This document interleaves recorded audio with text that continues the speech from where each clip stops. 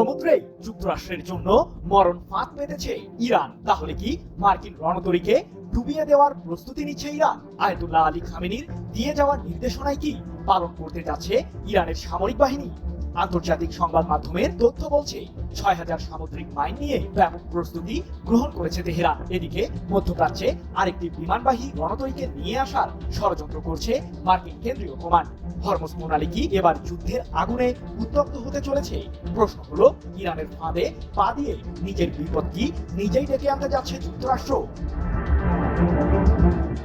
ইরানের মিসাইলের তাণ্ডবে সম্প্রতি পারস্য উপসাগরীয় অঞ্চল থেকে পিছু হটতে বাধ্য হয় যুক্তরাষ্ট্রের বিমানবাহী রণতরী ইউএসএস আব্রাহাম লিঙ্কন। অথচ ইসরায়েল যুক্তরাষ্ট্রের যৌথ বিমান হামলায় নিহত হওয়ার আগেই ইরানের সর্বোচ্চ ধর্মীয় নেতা আয়াতুল্লাহ আলী খামেনি হুঁশিয়ার করে বলেছিলেন, বিমানবাহী রণতরী অবশ্যই একটি বিপজ্জনক সামরিক অস্ত্র, তবে আরো বিপজ্জনক হলো সেই মারণাস্ত্র যা রণতরীকেও সমুদ্রে ডুবিয়ে দিতে পারে। ইরানের সেই সক্ষমতা আছে। এবার কি তাহলে খামেনির সেই হুঁশিয়ারির বাস্তবায়ন করতে যাচ্ছে ইরানের সামরিক বাহিনী?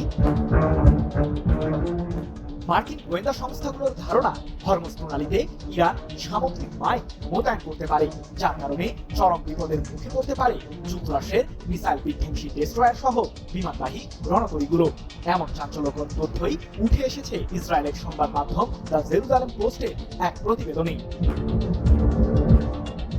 যদিও ইরানের সামরিক বহরে ঠিক কতগুলো মাইন রয়েছে সে সম্পর্কে স্পষ্ট কোনো তথ্য পায়নি মার্কিন গোয়েন্দা সংস্থাগুলো, তবে তাদের অনুমান ইরানের কাছে কমপক্ষে ২,০০০ থেকে ৬,০০০ সামুদ্রিক মাইন থাকতে পারে, যেগুলো দিয়েই মূলত মার্কিন বিমানবাহী রণতরীগুলোকে ঘায়েলের পরিকল্পনা করেছে তেহরান। ইরানের বিরুদ্ধে যুক্তরাষ্ট্র ইসরায়েলের সম্মিলিত সামরিক আগ্রাসন নতুনভাবে মাথাচাড়া দেওয়ার পর থেকেই হরমুজ প্রণালীকে ঘিরে উত্তেজনা ছড়ায় পুরো মধ্যপ্রাচ্যে।